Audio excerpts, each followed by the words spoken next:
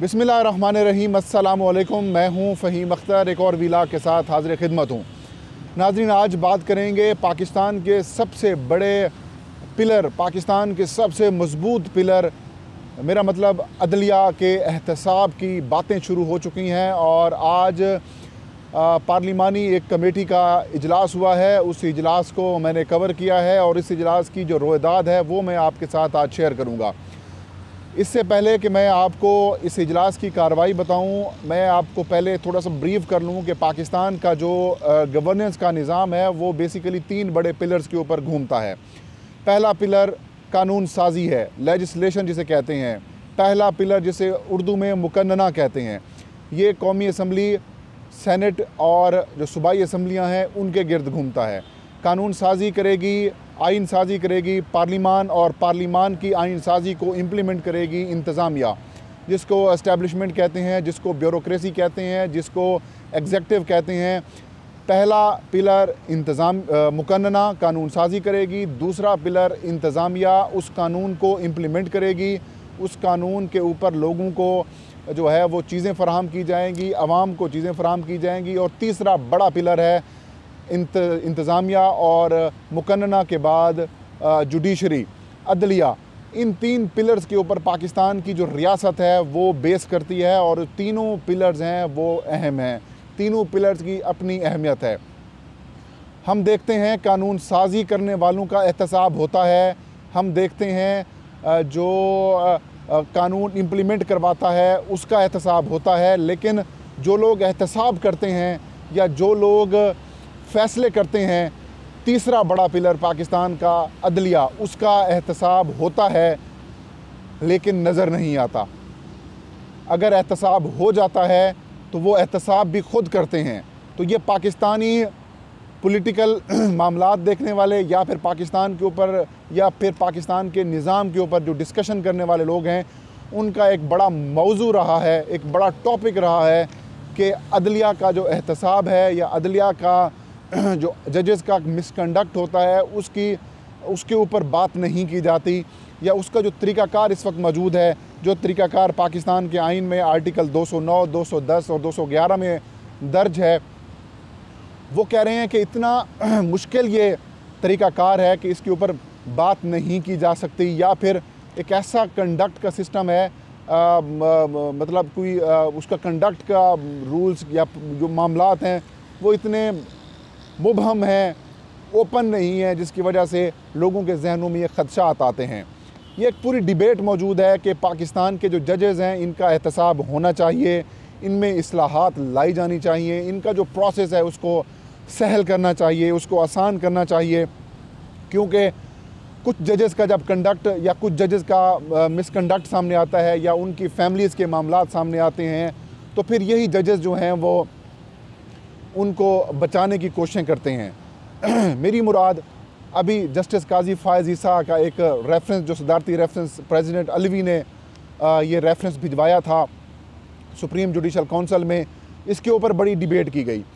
Pakistan bar council हूँ या पाकिस्तान की जो दीगर बार्स हूँ, ये ऐसी बिहेव करते हैं जैसे आज़ादी जो है, अदलिया की आज़ादी के ऊपर हर्फ शुरू हो चुके हैं, या फिर अदलिया को कंट्रोल करने की जो है कोशिशें की जा रही हैं, या फिर ऐसी बातें की जा रही हैं कि जैसे अदालती अमूर पर माफ़ कीजिएगा मुदाखलत की जा रही है।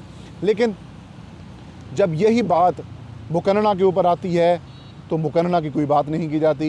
यही बात जब इंतज़ामिया पर जाती है तो कहा जाता है कि ये हमारा मैंडेट है। बहरहाल आज जो सेनेट की बल्कि पार्लिमानी कमेटी बराए लॉ रिफॉर्म्स है जो कि एक मौजूद है, इसमें कौमी असम्बली और सेनेटर्स की भी एक जो मौजूद मतलब नुमाइंदगी होती है, इसका एक इजलास हुआ है। इस इजलास की सदारत की है फ़रूक एच नाइक ने, फॉर्मर लॉ मिनिस्टर हैं, पाकिस्तान पीपल्स पार्टी के मरकज़ी रहनुमा हैं। इस इजलास में शिरकत की है मुस्लिम लीग नून के सेनेटर जावेद अब्बासी ने और राना मकबूल ने, बैरिस्टर सैफ भी आज के इस इजलास में शरीक हुए हैं। और इस इजलास में जजेस के एहतसाब के तरीक़ाकार को तब्दील करने के ऊपर जो है वो बातचीत की गई है। और मतलब ये कि किसी रुकन ने एजेंडा पेश नहीं किया, बल्कि ओवरऑल कमेटी ने ये महसूस किया है यार ये जो तरीक़ाकार है इसमें तब्दीली की जानी चाहिए। ये जो जजेस के एहतसाब का जो रवायती तरीक़ाकार आइन में दर्ज है, इसको तब्दील करने की ज़रूरत पेश की जाए। और कमेटी के मेंबरान ने इस बात पर इत्तफ़ाक़ किया है कि जो मौजूदा तरीका एहतसाब है जजेस का, ये काबिल एतराज़ है और गैर फ़ाल है। चेयरमैन कमेटी ने कहा कि नए तरीक़ाकार के तहत जजों का जो एहतसाब है वो शफाफ और महदूद मुद्दत के लिए तरतीब देना लाजिम है, क्योंकि अगर किसी जज के ऊपर किसी को एतराज़ हो जाता है तो उसका प्रोसेस इतना डिले कर दिया जाता है कि उस जज की शायद मुद्दत ख़त्म हो जाती है। जैसे अभी जस्टिस काजी फायज़ी साहब का जो केस है सुप्रीम कोर्ट के यानी कि जुडिशल काउंसिल है, सुप्रीम जुडिशल काउंसिल, इसमें इस केस को गया, फिर उस जुडिशल काउंसिल की कार्रवाई के ख़िलाफ़ सुप्रीम कोर्ट में एक पिटीशन दायर कर दी जाती है और वो पिटीशन जो है वो अभी तक भी जो है वो मतलब उसका कोई कंक्रीट एंड नहीं हुआ, या फिर अगर एंड हुआ है तो अब वो FBR में चला गया है मामला, उसके ऊपर मामला चल रहे हैं। तो इसके ऊपर एक राय ये आई कि जजों को ख़ुद किसी जज का एहतसाब करने का इख्तियार नहीं होना चाहिए। ये राय बड़ी इंपॉर्टेंट थी। ये राय दी है सेनेटर जावेद अब्बासी ने, और जजेस के एहतसाब वो कह रहे हैं कि जजों का जो एहतसाब है उसका पार्लिमान की कोई मुतलका कोई कमेटी हो, वो कमेटी इस सारे प्रोसेस की निगरानी करे। उनका कहना था कि जजों के एहतसाब के लिए मतलब कोई मिसकंडक्ट पर एहतसाबी कमीशन की जो तश्कील नौ है वो लाजमी होनी चाहिए। जबकि बैरिस्टर सैफ ने बड़े इंपॉर्टेंट नुक्ता उठाया। उनका कहना था कि माजी में जजों का जो एहतसाब था उसका तरीक़ाकार गलत अपनाया गया। जजों का एक और राय जो कि मेंबर हैं राना मकबूल, उन्होंने ये कहा कि जजों का जो एहतसाब है वो बाकिरदार लोगों के ज़रिए कराना होगा, और जजों के एहतसाब का जो में जो सिचुएशन है वो कह रहे हैं कि इसमें बड़ी पॉलिटिकल मामला भी बड़े इन्वॉल्व हो जाते हैं। और सेनेटर जावेद अब्बासी उन्होंने बड़ी अहम राय दी और ये कहा कि जजों के का जो हासिल एहतसाब का इख्तियार है वो उसमें आइन के ज़रिए उसमें तब्दीली करनी चाहिए, और सूरत हाल में बेहतरी तभी हो सकती है जब आइन में तब्दीली की जाएगी। बैरिस्टर सैफ ने यह कहा कि एहतसाबी कमेटी में पार्लिमानी अराकीन और गैर वकील लोगों को रुकन बनाना चाहिए। बहरहाल एक डिबेट शुरू हो चुकी है, बड़ा इम्पोर्टेंट मामला है, इसके ऊपर मज़ीद बात भी होनी चाहिए। अभी आज के इजलास में ये तय पाया है कि इसके रूल्स बनाए जाएंगे इस कमेटी के कि किस तरीके से हम इस चीज़ को आगे लेके जा सकते हैं। और एक राय ये भी आई कि इसमें जो साबिक सुप्रीम कोर्ट के जजेज़ हैं उनसे मशावरत की जाए। फिर एक ये राय आई कि सुप्रीम कोर्ट बार हो या पाकिस्तान बार कौंसल हो, बार कौंसल से भी राय ली जाए।